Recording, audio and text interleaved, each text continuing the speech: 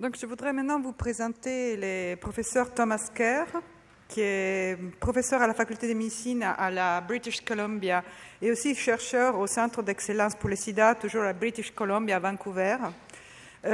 Thomas est auteur d'à peu près 300 articles sur des scientifiques et je pense qu'il faut souligner que ces articles ne portent pas seulement sur les salles de consommation ou sur à moindre risque, mais également sur l'évaluation de l'accès à la prévention et aux soins pour les usagers des drogues. Donc, merci à Thomas d'être venu jusqu'ici pour nous présenter un peu leur expérience. Merci. Bonjour à tous. Je suis très content d'être ici avec vous. Merci beaucoup de m'avoir invité. As I'm sure you can tell, my French is, well, special, so unfortunately I will continue in English. Let me first introduce you to Vancouver. Like many cities in France, Vancouver is a very beautiful city set in the mountains by the ocean. It has been frequently voted one of the most livable cities in the world. However, like many port cities, it is also a place where there is a huge number of drugs available. And we have in our city core a downtown area known as the Downtown East Side, which has long dealt with epidemics of injection drug use and HIV/AIDS. An important feature of the Downtown East Side is a network of alleys behind many of the main buildings. In the 1990s, these settings became really an open-air drug scene where people would inject in very unhygienic conditions and would inject unsafely. In 1996-97, Vancouver experienced what has been described as one of the most explosive epidemics of HIV that has ever been observed in the developed world.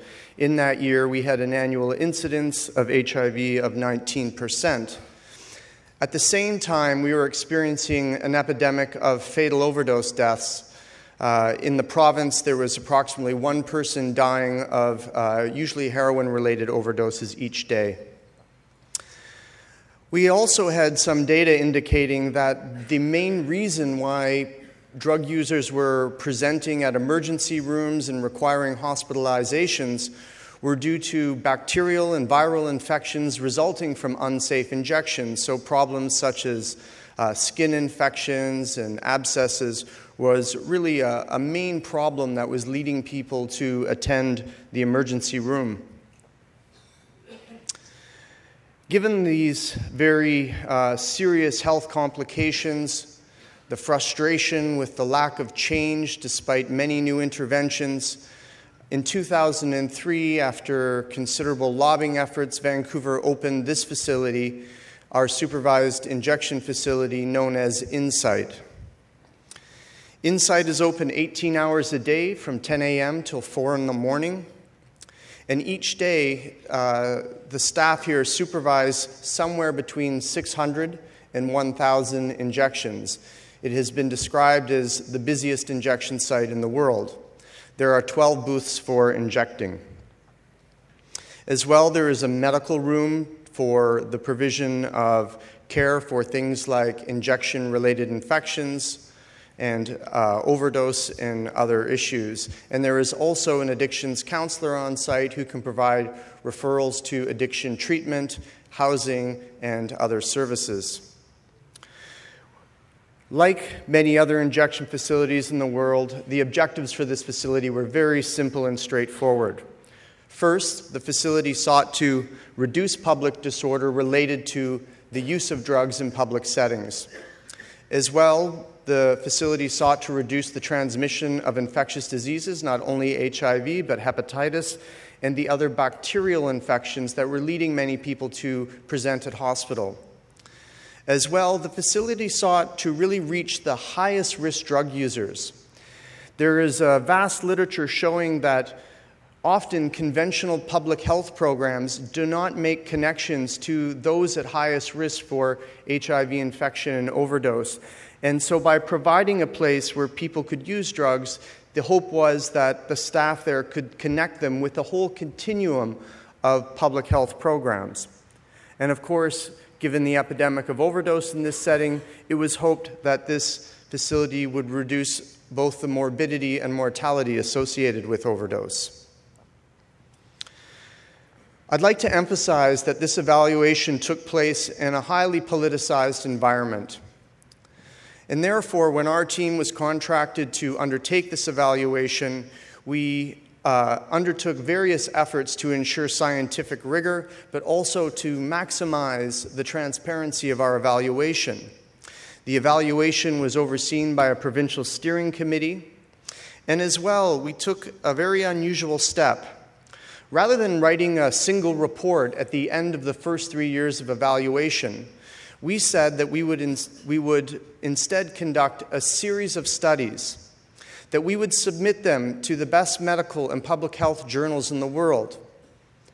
Only when they passed the test of independent scientific review did we speak about them publicly. And in that way, our team sought the protection of the scientific system of peer review against allegations of poor scientific conduct. I'm going to very briefly describe the methods. The first thing we did is we created a database within Insight to track all movement and all activities, including the number of clients attending, the types of drugs used, overdose events, and the referrals made. We also created a cohort of over 1,000 safe injection site users. These individuals were randomly selected from the facility, and at their first visit and every 6 months after, they completed a very lengthy survey about their behaviors, and also we collected blood to assess them for HIV and hepatitis C infection. Perhaps the greatest strength of our evaluation was that we had already been operating a cohort study of over 1,500 injection drug users. This study, known as VIDUS, the Vancouver Injection Drug User Study, was started in 1997. What this cohort gave us was individuals who went on to use the facility, but those who did not as well. So we had a built-in control group. As well, because this cohort started before the site opened, we had before and after data. We have a socialized medical system in Canada. Medical services are provided free of charge. Everybody uses these services with a personal health number. Therefore, with people's permission, we were able to link their data to a wide variety of databases. So we were able to determine who actually entered an addiction treatment program, for example.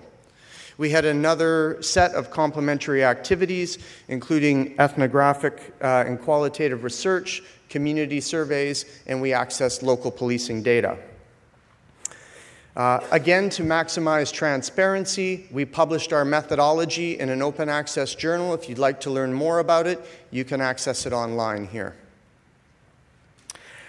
However, as the title of my talks indicates, there was many political dynamics around this evaluation, and unfortunately, before there was any data available from the evaluation, we had many high-profile individuals come to Vancouver to declare that this facility was nothing more than state-sponsored suicide.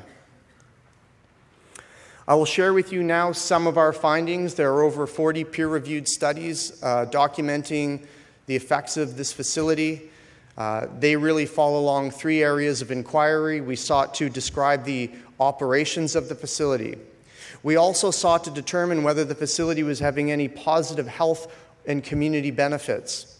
However, because many people were also concerned that this facility could have negative impacts, we also set out to determine, was this facility having any negative effects for individual health or at the community level? One of the first questions we wanted to answer was, is this facility actually reaching the target population? Is it reaching those individuals at highest risk for HIV infection, other infectious diseases, and overdose? So in this paper, we answered this question, and what we found is that the people in the VIDAS study who went on to use the facility were actually people who were highly likely to report injecting in public before the facility opened. They were much more likely to be homeless. They reported injecting heroin or cocaine daily or more often. And interestingly, there were also people who were almost 3 times more likely to have recently had a non-fatal overdose. And we were able to conclude that the facility very quickly succeeded in reaching those individuals at highest risk for infectious disease transmission and overdose, and also those individuals who are contributing to public disorder locally. Another key question was whether this facility was having any impact on public disorder caused by injecting drug use. And that led to this paper in the Canadian Medical Association Journal. Here you're looking at an 18-week period. The dotted line in the middle shows you when the injection facility opened. The bars show you the number of people who were using the facility each week after it opened. As you can see, it quickly leveled off at around 500 people visiting. However, that has since increased. However, when we looked at the number of people who were observed injecting in public in the wake of the facility opening, you can see that as the number of people injecting in the facility went up, the number of people injecting in the local area went down. And in a series of statistical models, this effect of the facility remained independently associated with improvements in public disorder, even after accounting for the number of police on the streets and other factors such as rainfall. We were also interested in determining whether this facility was having any impact on HIV risk behavior in the community, which led to this paper in The Lancet. Here we found that individuals who used the facility on a frequent basis were about 70% less likely to report syringe sharing. Again, using the VIDAS cohort, we looked back in time to determine whether those people who used the facility reported syringe sharing at similar rates to those who did not before the facility opened. And they did. In other words, the effect of this facility on syringe sharing only emerged after the facility opened. Another key question was, is this facility helping people to quit drug use? Or on the other hand, is it simply enabling their drug use? That led to this paper, where we looked at the impact of the facility on the use of detoxification programs. In Vancouver, before you can enter a long-term addiction treatment program, you first have to go through a period of detoxification. Here we used a record linkage to determine who actually entered a detox program. Again, in a multivariate model, we found that those who used the facility on a frequent basis were more likely to enter a detoxification program. As well, those who had contact with the addiction counselor in the facility were also more likely to enter a detoxification program. We followed it up with this paper in Addiction, which looked at the cumulative incidence of detoxification program use in the year before and the year after Insight opened. And as you can see, there was almost a doubling of the use of detox programs among 1,000 people who were recruited from Insight after the facility opened. And we found later that after adjusting for other factors, there was a greater than 30% increase in detoxification program use, and that these individuals were more likely to enter long-term addiction treatment following this detoxification. We knew that people might say, well, you've provided this injection facility, so perhaps after they use the addiction treatment program, they will simply go back to injecting at your facility because you are making it comfortable. Therefore, we linked these individuals back to the database within the facility, and we found that there was a significant reduction in the return to the facility after this period of addiction treatment. In other words, the facility is doing exactly what we hoped it would do. It is connecting with high-risk drug users. Okay, I'm worried about the time. Okay. Plus lentement. Okay. The facility is really doing what we wanted it to do.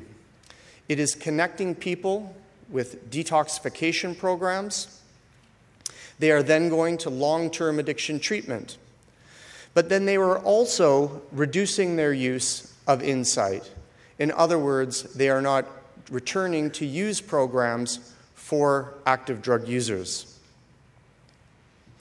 Another key question was whether the facility was having an impact on overdose deaths in the community. And that led to this paper, which was published this year in The Lancet. What we did was we obtained the records for all fatal overdose deaths in the city of Vancouver. We then mapped these deaths onto this map. As you can see, the yellow dot is where the facility Insight is located. Clearly, the majority of overdose deaths are occurring in this area. However, within the city, we focused on a small area. We knew that people who use the facility frequently were likely to live within 3 to 4 blocks of this facility. This became our area of interest. We compared then the rate of overdose in this area to the rest of the city. We looked at how overdose rates changed 2 years before the facility opened to 2 years after. And what we observed was a 35% decline in the area around the facility. However, overdose rates only declined by 9% in the rest of the city. And this is after ruling out other possible explanations such as changes in heroin use, increases in methadone, and changes in policing practice. There are now 3 published studies showing that Insight is also highly cost-effective based on the number of HIV infections it's preventing. However, we also know that there are other cost savings associated with this facility.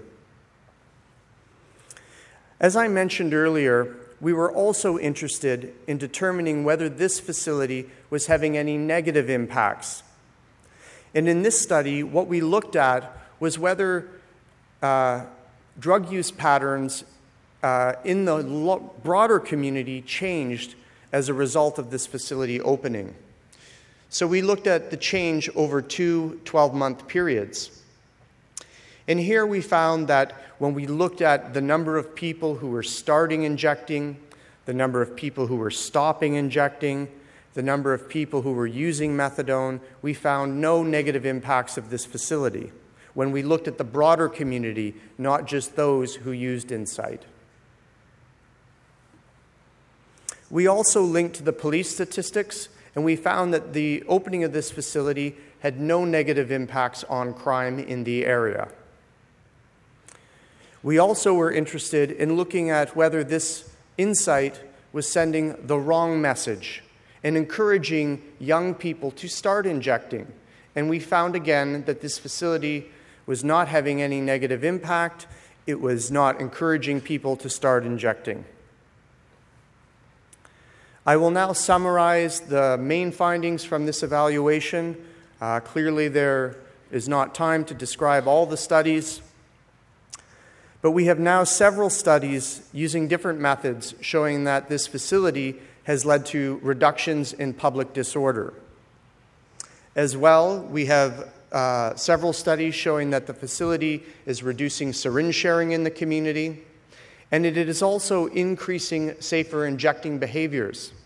And these changes translate to behaviors outside of the facility as well. And when we look at what people are doing when they leave the injection site, the things they are learning there are practiced outside as well. As mentioned previously, we have also seen increased use of addiction treatment programs, and we have also seen that the facility is helping to reduce violence against women that occurs in the open drug scene. And as I described, the facility is also preventing overdose deaths. As mentioned, we have observed no negative impacts. There have been no changes in community drug use patterns. There has been no increases in people starting injecting. and we have seen no increases in drug-related crime. As well, 3 different studies have shown that insight is highly cost-effective.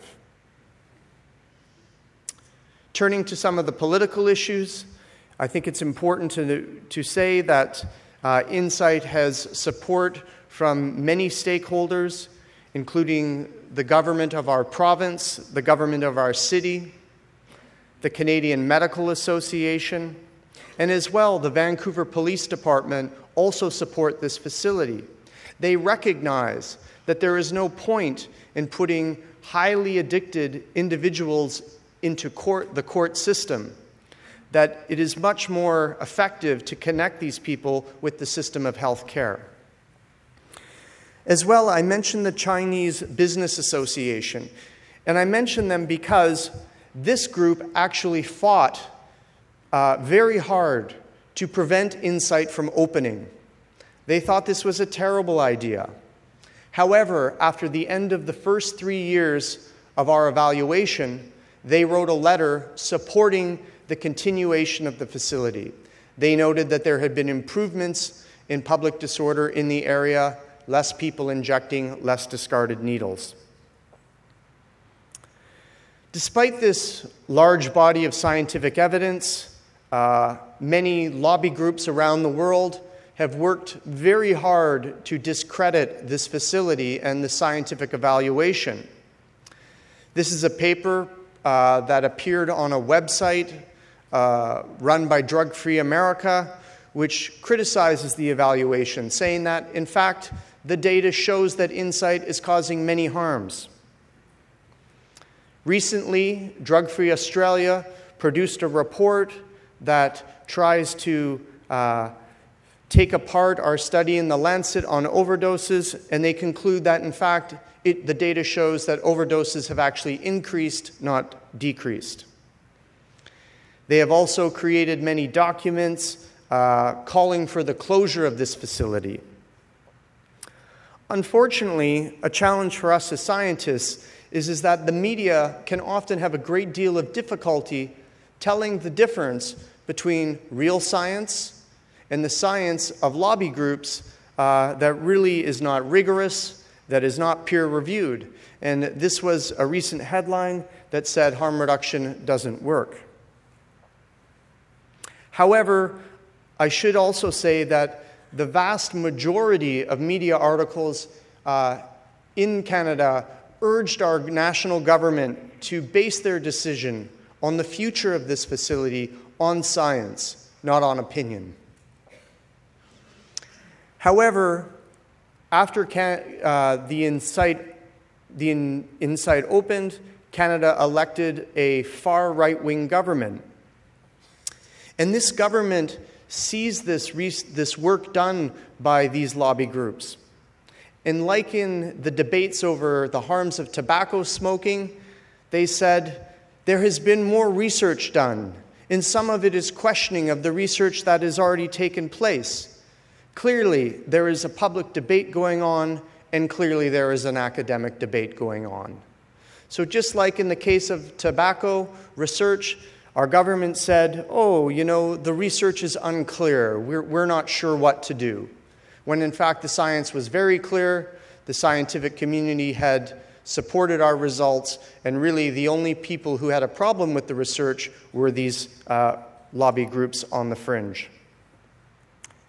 Fearing that the government would close Insight, the operators of the facility took the Canadian government to court in the province of British Columbia. The judge decided that this facility helped ensure the constitutional right to health and ordered that it remain open. However, the government was not satisfied. They appealed this decision. And in the British Columbia Court of Appeal, the 3 judges again ruled that this facility must stay open. But once again, the government was not satisfied. They appealed this decision to the highest court in Canada, the Supreme Court of Canada. Less than 2 weeks ago, the judges decided in a vote 9 in favor, 0 against, they supported the continuation of this facility. In the decision,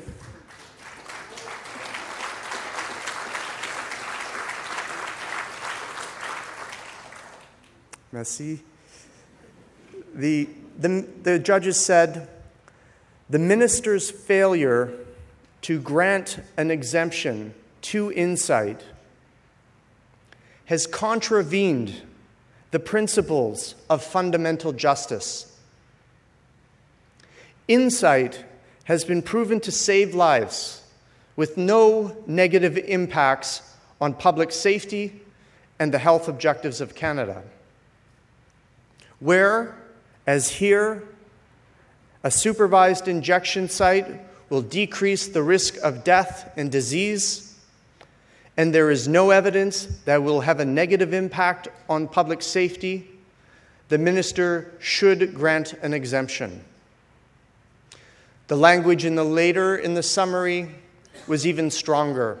It ordered the minister to grant an exemption to allow this facility to continue to operate. I would like to thank you for your attention. If you would like more information about our research and our program, or if you would like to contact me, you can do so through our website.